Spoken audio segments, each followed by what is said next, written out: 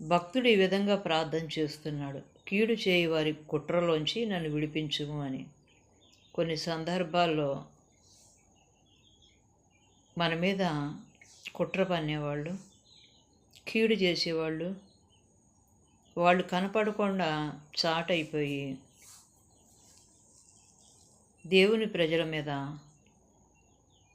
విరోధంగా లేచేవాళ్ళు, నిందలు మోపేవాళ్ళు, కపటంగా పైకొకటి లోపటొకటి.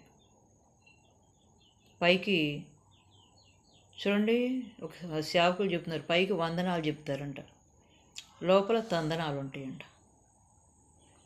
అటువంటి రీతిగా కొంతమంది ఉంటే, కొంతమంది దేవుని ప్రజల మీద ప్రత్యేకంగా దేవుని పనిని పాడు చేయటానికి ఉంటారు. కానీ దేవుడు శక్తి కలిగిన దేవుడు.